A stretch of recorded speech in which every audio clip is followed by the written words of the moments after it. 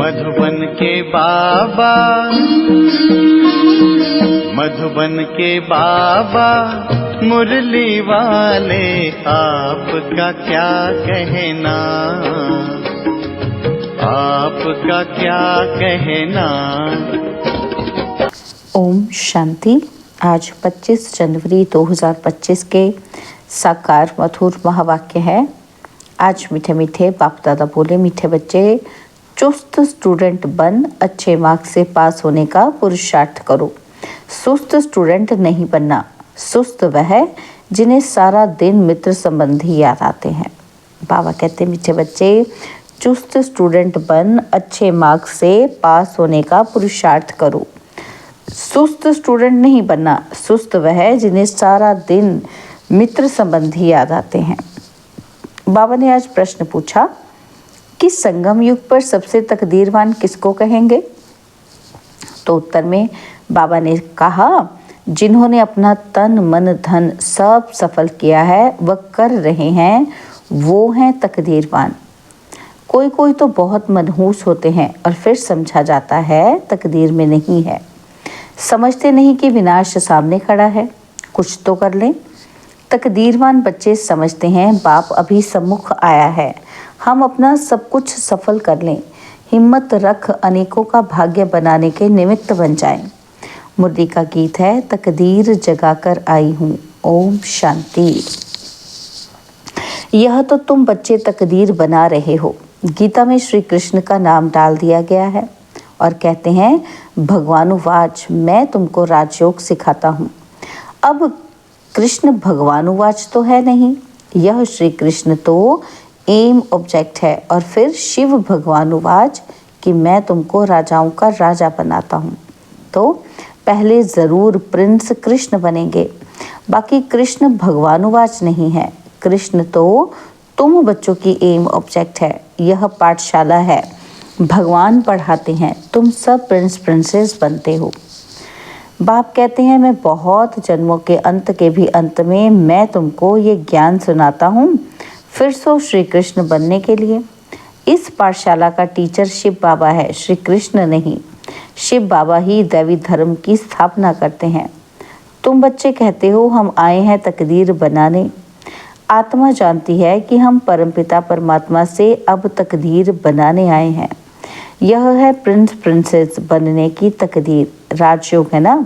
शिव बाबा द्वारा पहले पहले स्वर्ग के 2 पत्ते राधे कृष्ण निकलते हैं। यह जो चित्र बनाया है यह ठीक है, समझाने के लिए अच्छा है।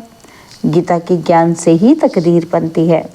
तकदीर जगी थी सो फिर फूट गई। बहुत जन्मों के अंत में तुम एकदम तमो प्रधान बैगर बन गए हो। अब फिर प्रिंस बनना है। पहले तो ज़रूर राधे कृष्ण ही बनेंगे, फिर उन्हों की भी राजधानी चलती है, सिर्फ एक तो नहीं होगा ना। स्वयंवर बाद राधे कृष्ण सो फिर लक्ष्मी नारायण बनते हैं। नर से प्रिंस व नारायण बनना एक ही बात है। तुम बच्चे जानते हो यह लक्ष्मी नारायण स्वर्ग के मालिक थे। ज़रूर संगम पर ही स्थापना हुई होगी, इसलिए संगम युग को पुरुषोत्तम युग कहा जाता है। आदि सनातन देवी देवता धर्म की स्थापना होती है, बाकी और सब धर्म विनाश हो जाएंगे। सतयुग में बरोबर एक ही धर्म था। वह हिस्ट्री ज्योग्राफी ज़रूर फिर से रिपीट होनी है। फिर से स्वर्ग की स्थापना होगी जिसमें लक्ष्मी नारायण का राज्य था, परिस्थान था, अभी तो कब्रिस्तान है। सब कामचिता पर बैठ भस्म हो जाएंगे। सतयुग में तुम महल आदि बनाएंगे। ऐसे नहीं कि नीचे से कोई सोने की द्वारिका व लंका निकल आएगी। द्वारिका हो सकती है, लंका तो नहीं होगी। गोल्डन एज कहा जाता है राम राज्य को। सच्चा सोना जो था वो सब लूट गया। तुम समझाते हो कि भारत कितना धनवान था, अभी तो कंगाल है। कंगाल अक्षर लिखना कोई बुरी बात नहीं है। तुम समझा सकते हो सतयुग में एक ही धर्म था, वहाँ और कोई धर्म हो नहीं सकता। कई कहते हैं कैसे हो सकता, क्या सिर्फ देवताएं ही होंगे? अनेक मत मतांतर हैं, एक न मिले दूसरे से। कितना वंडर है, कितने एक्टर्स हैं। अभी स्वर्ग की स्थापना हो रही है, हम स्वर्गवासी बनते हैं, यह याद रहे तो सदा हर्षित मुख रहेंगे। तुम बच्चों को बहुत खुशी रहनी चाहिए। तुम्हारी एम ऑब्जेक्ट तो ऊंच है ना। हम मनुष्य से देवता स्वर्गवासी बनते हैं, यह भी तुम ब्राह्मण ही जानते हो कि स्वर्ग की स्थापना हो रही है। यह भी सदैव याद रहना चाहिए, परंतु माया घड़ी घड़ी भुला देती है। तकदीर में नहीं है तो सुधरते ही नहीं। झूठ बोलने की आदत आधा कल्प से पड़ी हुई है, ये निकलती नहीं। झूठ को भी खजाना समझ रखते हैं, छोड़ते ही नहीं। तो समझा जाता है इनकी तकदीर ऐसी ही है। बाप को याद नहीं करते। यह भी याद भी तब रहे जब पूरा ममत्व निकल जाए, सारी दुनिया से वैराग्य, मित्र संबंधियों आदि को देखते हुए जैसे कि देखते ही नहीं। जानते हैं कि ये सब नरकवासी कब्रिस्तानी हैं, ये सब खत्म हो जाने हैं।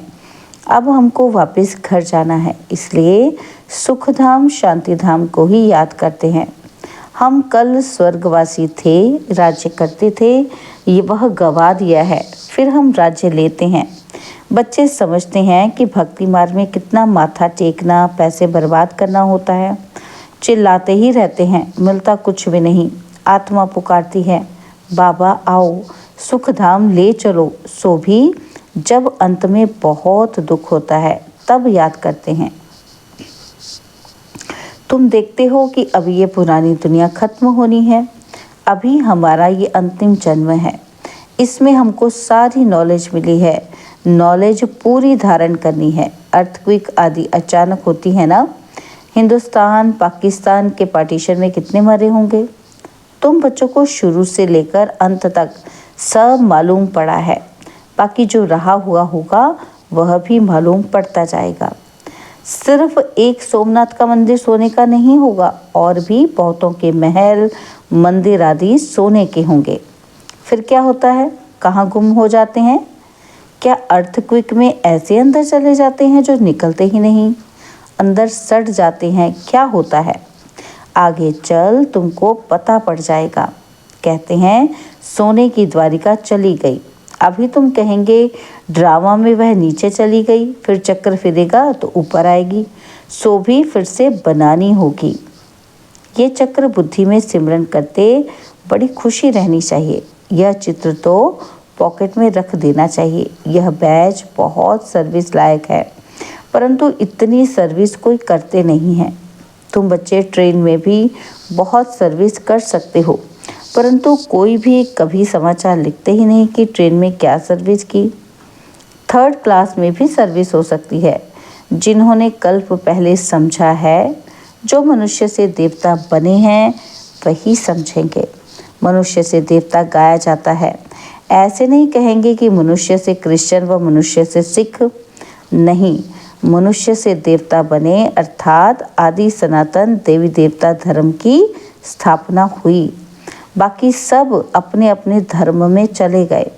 झाड़ में दिखाया जाता है कि फलाने फलाने धर्म फिर कब स्थापन होंगे। देवताएं हिंदू बन गए, हिंदू से फिर और धर्मों में कन्वर्ट हो गए। वह भी बहुत निकलेंगे जो अपने श्रेष्ठ कर्म धर्म को छोड़ दूसरे धर्मों में जाकर पड़े हैं। वह निकल आएंगे, पीछे थोड़ा समझेंगे, प्रजा में आ जाएंगे।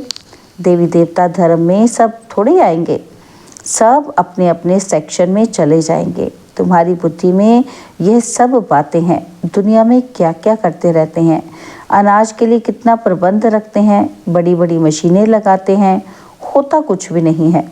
सृष्टि को तमोप्रधान बनना ही है, सीढ़ी नीचे उतरनी ही है। ड्रामा में जो नूंद है वह होता रहता है, और फिर नई दुनिया की स्थापना होनी ही है। साइंस जो अभी सीख रहे हैं, थोड़े वर्ष में होशियार हो जाएंगे, जिससे फिर वहाँ बहुत अच्छी अच्छी चीज़ें बनेंगी। यह साइंस वहाँ सुख देने वाली होगी। यहाँ सुख तो थोड़ा है, दुख बहुत है। इस साइंस को निकले कितने वर्ष हुए हैं। आगे तो ये बिजली गैस आदि कुछ नहीं था, अभी तो देखो क्या हो गया है।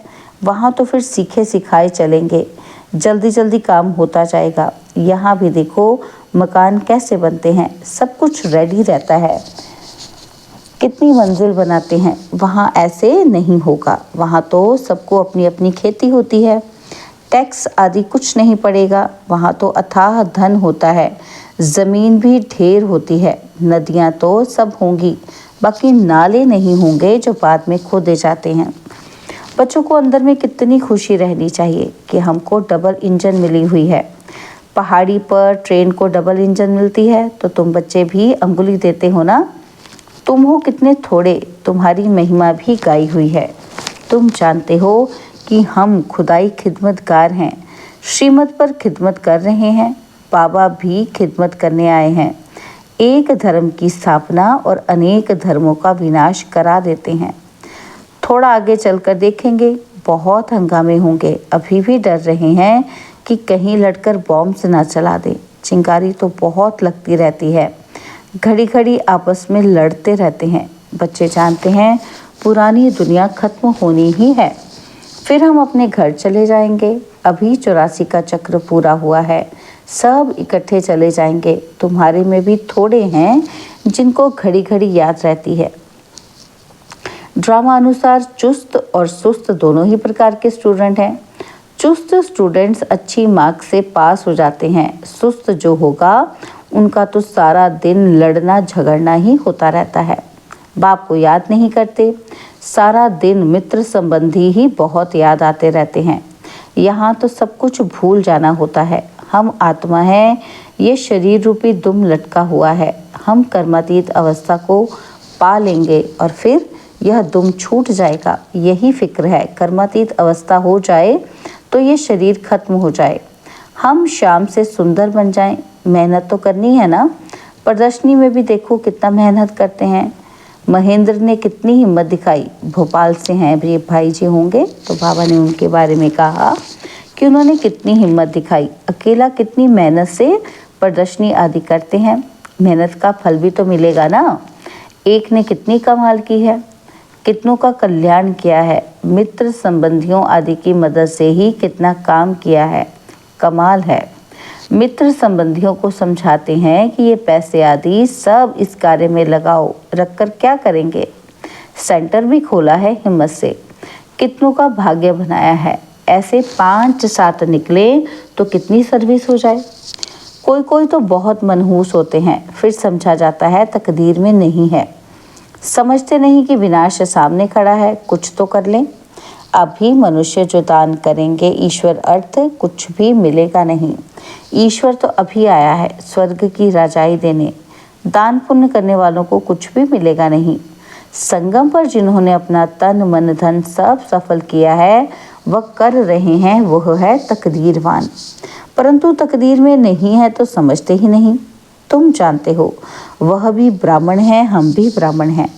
हम हैं प्रजापिता ब्रह्मा कुमार कुमारियाँ, इतने ढेर ब्राह्मण। वह है कुख वंशावली, तुम हो मुख वंशावली। शिव जयंती संगम पर होती है। सब अब स्वर्ग बनाने के लिए बाप मंत्र देते हैं, मन मना भाव। मुझे याद करो तो तुम पवित्र बन पवित्र दुनिया का मालिक बन जाएंगे।